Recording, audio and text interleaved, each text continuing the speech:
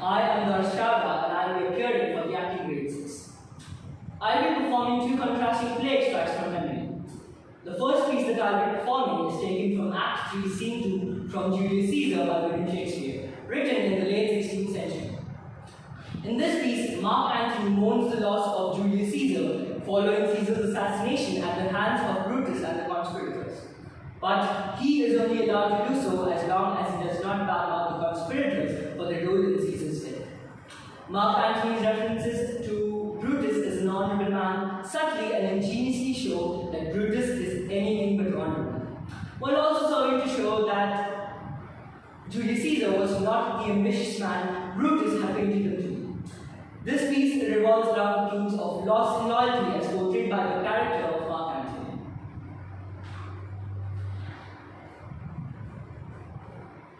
Friends, Romans, countrymen, lend me your ears. I come to bury Caesar, not to praise him. The evil that men do lives after them. The good is often interred with their bones. So let it be with Caesar. The noble Brutus had told you Caesar was ambitious. If it was so, it was a grievous fault.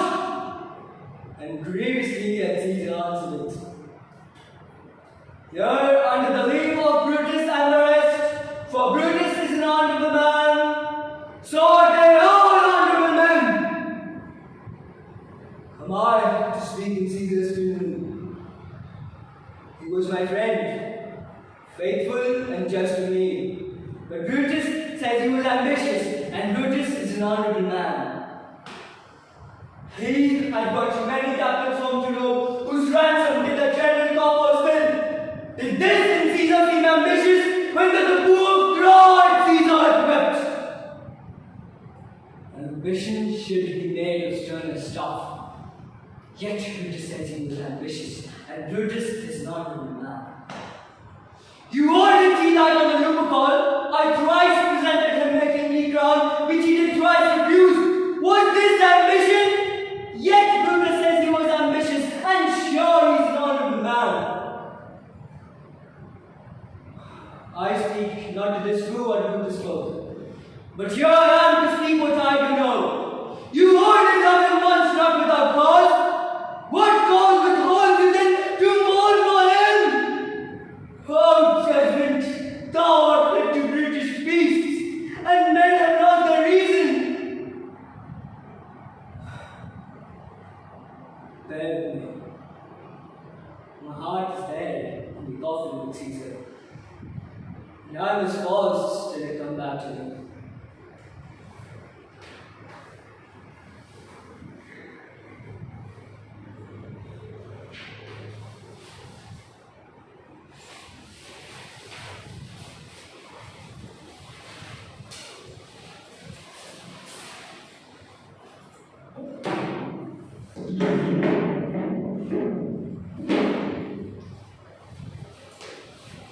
The contrasting piece that I will be performing is taken from Goodbye Charles, written by Gabriel Davis in the year 2012. In this piece, we accompany Charles and his wife Jill as they navigate their way to their marriage. One of the supporting characters by the name of David is in love with Jill's friend Barbara. This piece takes place at a restaurant where David has just arrived from a long journey and decides to interrupt Barbara's date with another man. He apologizes for his absence and gathers the courage to speak his heart out. This piece revolves around the themes of wit, revelation, and courage, which contrasts with the first monologue in which Mark Antony was grieving and angry at the same time.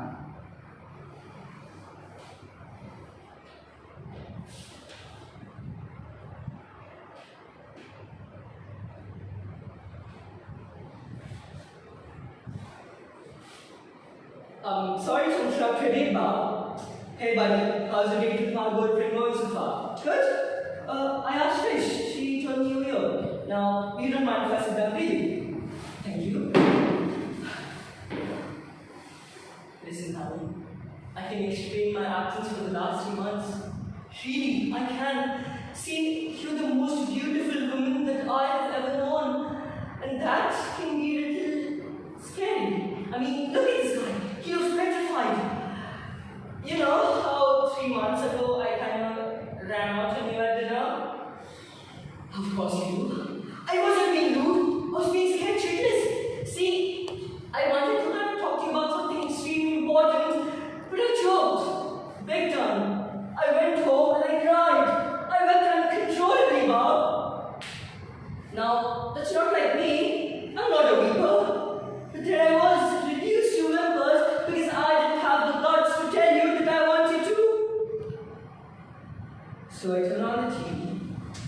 Happens, there's this documentary about these guys who climbed Mount Everest. Oh, you've seen it, buddy. So I start thinking how brave these guys are and why can't I be more like them? I mean, those mountain men have stared death in their face. No way they would be so anxious to ask if you would. Then it occurred to me. I should climb Everest. If I climb Everest, little things like this, they'll be a cakewalk. I know I should have told you. I just went. The next thing I know, I was strapped in a nylon tent 25,000 feet above the ground with a mountaineer named Gus. Winds over 100 miles per hour, crossing grapefruit-sized rocks, and sheets of ice bigger than man would go through the air. And all I could think about is you. I keep rehearsing this moment over and over. Every hour, Gus and I have to bundle up in our summer gear, crawl from the tent, and shovel the snow into the screaming wind. If we don't, snow will bury us, seal off the last bit of air, and slowly asphyxiate us.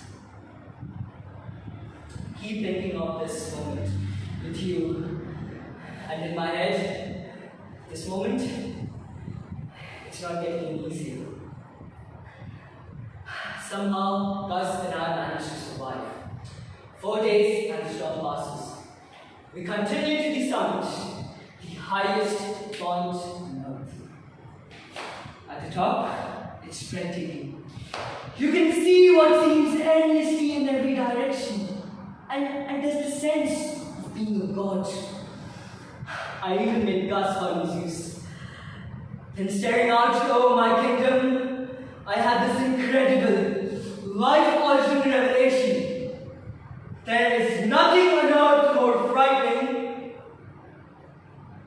than the beautiful moon. I have looked death in the face, Bob, just like those guys in the documentary. And I have to say, looking you in the face, asking you what I'm about to, it's still hard. Bob, Barbara, my love, my dear, here we go.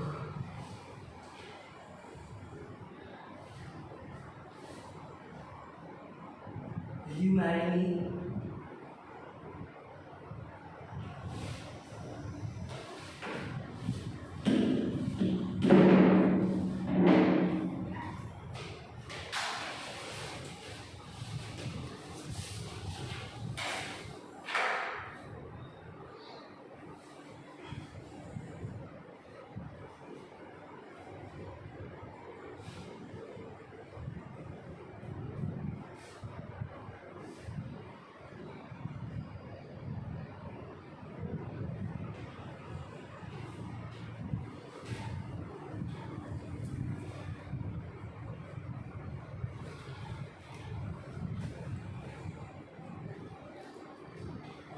I will now be performing a devised reworking based on the character of David from Goodbye Charles. After Barbara accepts David's proposal, they finally go on their first date as an engaged couple a few weeks later. But David has something else on his mind.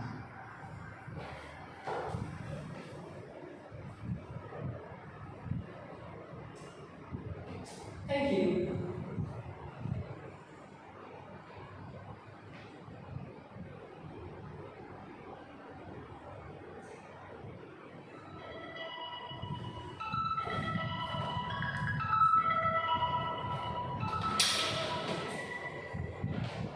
Hi, honey.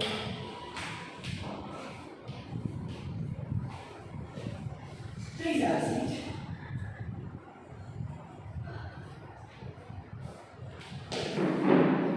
You look stunning in that red dress. Good evening. Can I get a bottle of the 36 John Perignon, please? Thank you. I'm so glad we finally on a date. It was about time, don't you think? You are the most beautiful and charming woman that I have ever met in my entire life. Being your fiancé is like a dream come true for me. I still can't believe that you chose me as your life partner and I'm going to marry you. Well, I wanted to kind of talk to you about something important.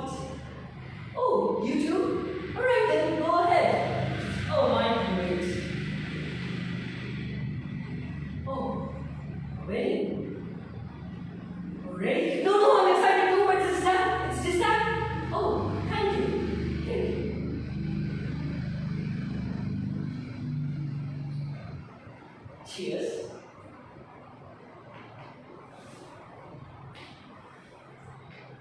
Oh, how do I put this? You remember the day I proposed to you? I told you that I needed a lot of courage. Well, actually, there's a trek coming up where we are going to try and play to the second highest peak in the world.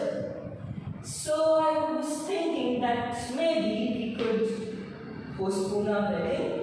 No, it's not like I don't want to marry you right now. You're the best thing that's ever happened to me. It's just that, I get scared. I just need a lot of courage, that's it. You would have thought that proposing to you was the only thing I needed courage for. But the truth is, I need much more than that. And yes, confidence did make me realize that there's nothing on earth more frightening than a beautiful woman, but I just need to get over this fear once again, just to prove to myself that I have what it takes to be with a girl like you. Pardon? You want to come with me? Oh, so you mean that you and I could do that for our honeymoon? Do you think the second highest point in the world would be a perfect honeymoon destination? Oh no, I think that's a great idea. Yes. Cheers.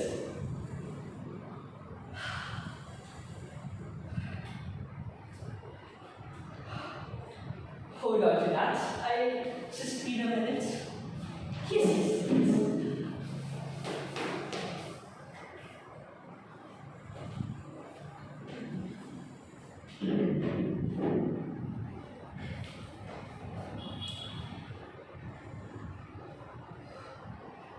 I'll now be performing an improv where one of my characters has sent someone a text which they didn't meant to do, and the person has come to fight over something, and I have to act out what my character does to reflect that situation.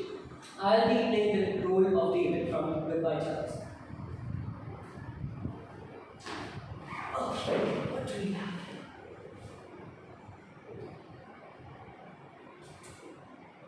Hi, honey.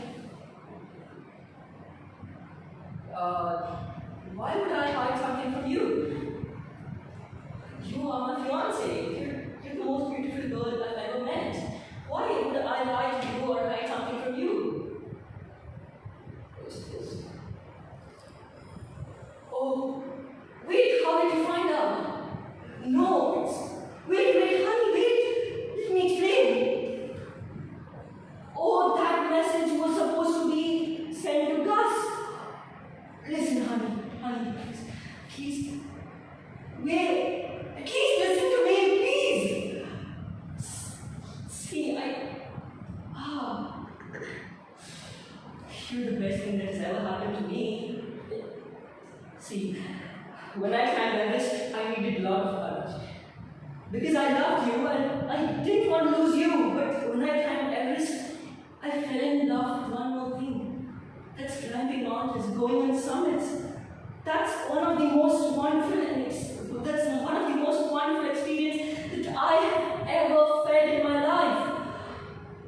See, I wanted to try and play you for such a long time, but I didn't have the guts to tell you that I want to go there. I know you're so excited for a marriage, but I just needed to go. So I had planned that if I would plan everything in advance and tell you at the last moment, you couldn't do anything because I had already planned everything. I'm so sorry. I promise I won't do this again. You forgive me? I love you.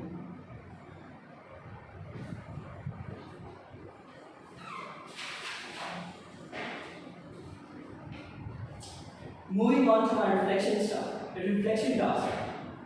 Which of the performed pieces, demonstrations, did you find the most challenging and why? So, every piece had their own set of challenges. And for me, in the first one, the language, Shakespearean language was a challenge because this was the very first time that I performed a Shakespearean monologue. In the second one, imagining Barbara and her date was a bit bit tricky for me because I had to maintain eye contact with both of them when I talked to them. And in the third one, while writing it, bringing out David's character more was my main motive. And that was a bit trickier than usual for me.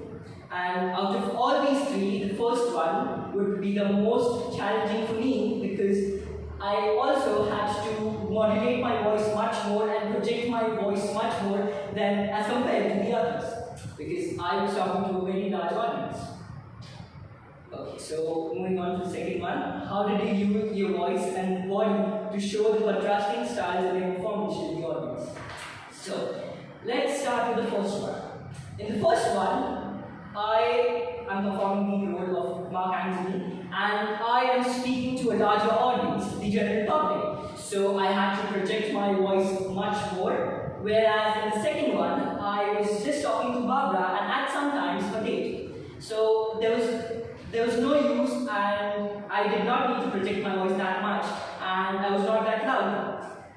And in my hand gestures and posture, in the first one my posture was erect and I was confident, certainly a bit confident because I was talking to the general public, the people of Rome. Whereas in the second one, my body language was a bit closed up because I was nervous because I was going to propose to Barbara and I was really nervous. So, yes. How did you decide on your staging for one of the performed pieces? What other options did you try? So, for this one, I would like to speak on the second monologue. Second monologue, David has just arrived from his trek from the Mount Everest and he decides to interrupt Barbara's date at the restaurant. So I planned that when I entered the restaurant, I would take a chair from some other table and put it right between Barbara and her date. So that would be in between the stage. But that gave rise to many problems because when I stand up, I need a bit more space to, act my piece, dramatize my speech out more. When I kept the chair in the middle, it didn't give me much space. And also, when I was going to propose to Barbara, the table would at that time come in between us, sort of come in between us. So the next thing I thought was I could just put my chair slightly towards the left in front of Barbara so that you would be able to see my expressions properly. It would be easier for me to express or propose to Barbara, and that would give me much more space to dramatize and act my speech out more. So, yes. What new skills have you learned in your preparation for today, and how did you apply them in your performance? I have learned so much from this grade. First, starting with, I had to perform 4 pieces, and at first, I used to utilize all my energy in the first 2 pieces, and after that, my throat would just start to pain, and my voice would just start cracking a bit, and my voice was not that great. So I learned how to, sort of utilize my energy equally throughout all the pieces, and also I learned how to modulate my voice a bit better than I used to. And also, when I learned how to get into someone's character, feeling the emotions more, because before this, I didn't take it as a serious topic because I thought that why would anyone need to get into a character? But this grade did make me realize that I have to get into the character and feel the emotions for my piece to get much more better than it was. So, thank you.